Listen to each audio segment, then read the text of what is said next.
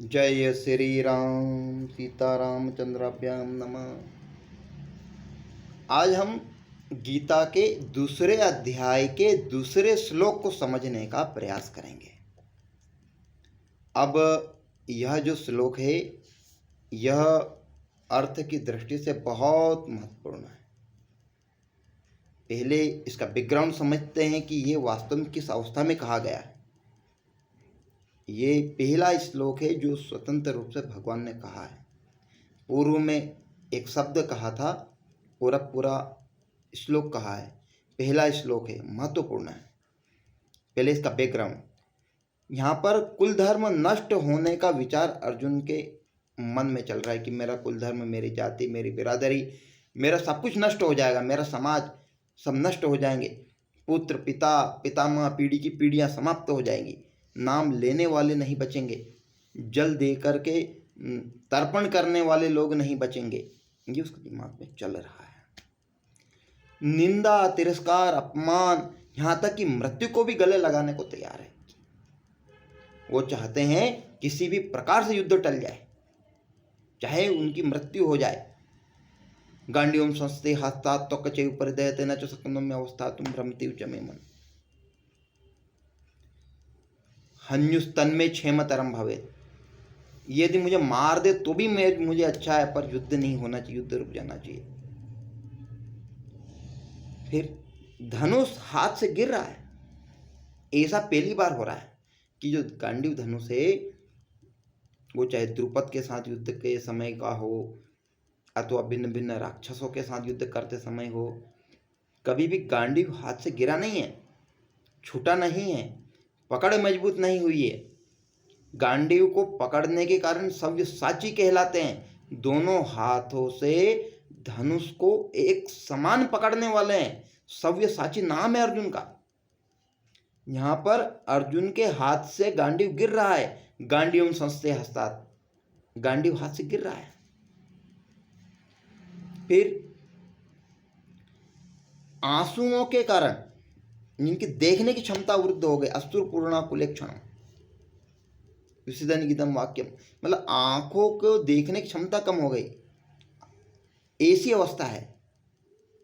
अब ऐसी अवस्था में क्या होता है, अब भगवान उनको क्या कहते हैं, वो कहते मैं युद्ध नहीं करूंगा, ये मेरा दृढ़ संकल्प है। अब इस अवस्था में भगवान क्या कहते हैं, हे अर्जुन, इस विषम अवसर पर तुम्हें यह कायरता कहाँ से आई है? कुतस्तवा कसमल ईदम विषमे समुपस्थितम अनार्य जुष्टम अस्वर्गम कीर्तिकरम। अर्जुन, कुतस्तवा कहाँ से आई है? हे अर्जुन, इस विषम अवसर पर तुम्हें यह कायरता कहाँ से आई है? श्रेष्ठ लोगों को तो यह शोभा नहीं देती है, यह स्वर्ग देने वाली भी नहीं है और कीर्ति देने वाली भी नहीं है। यहाँ पे 3 स्तरों की बात हुई है, एक स्तर, दूसरा स्तर, तीसरा स्तर। अब पहले यहाँ एक शब्द आया भगवान। पहले भगवान समझ लेते हैं कि भगवान क्या है। भगवान अर्थात जिनमें 6 चीज हमेशा बनी रहे। कौन कौन सी? ऐश्वर्य, कीर्ति, ऐश्वर्य, ठीक, ऐश्वर्य, धर्म, यश, श्री, ज्ञान और वैराग्य, ये 6 चीज। पुनः एक बार सुनिए। ऐश्वर्य, दुनिया भर का ऐश्वर्य, दुनिया भर के जो ऐश्वर्य है वो सारी भगवान के पास हमेशा है। धर्म, धर्म से कभी चूकते नहीं है भगवान, इसलिए उनका एक नाम अच्युत है, धर्म के ही पक्ष में रहते हैं। फिर यश, उनका मान सम्मान कभी कम होता ही नहीं।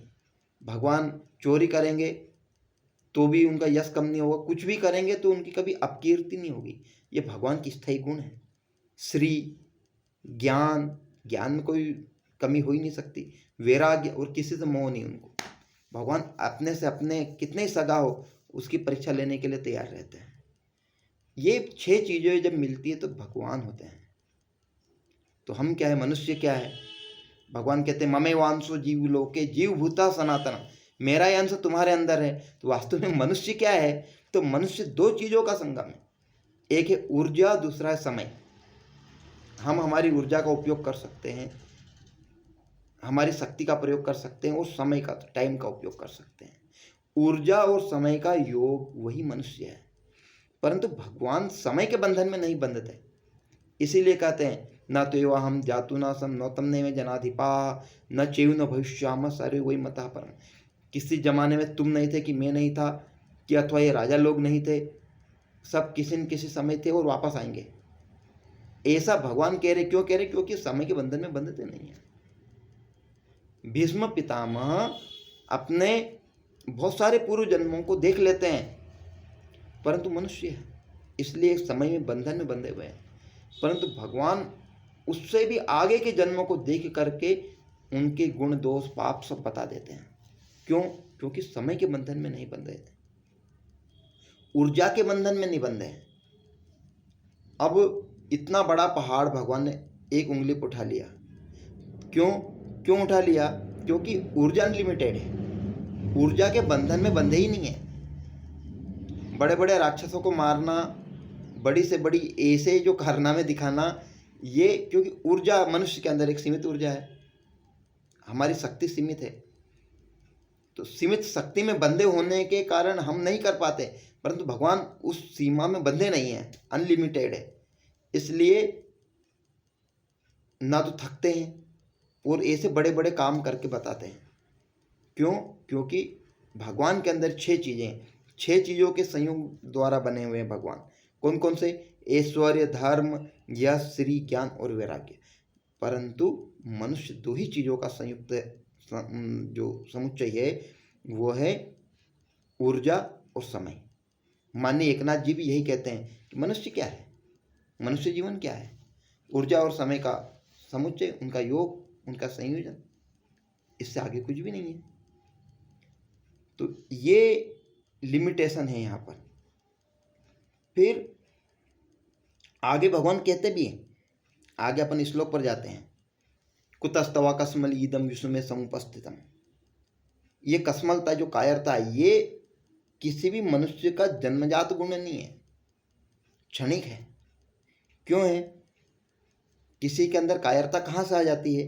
तो कायरता वास्तव में कायरता नहीं है, ये जानकारियों का अभाव है, जानकारियों का अभाव है। किसी ने बताया नहीं कि तुम्हारे अंदर वीरता ही तुम्हारा श्रेष्ठ गुण है, इसलिए उसके अंदर कायरता है।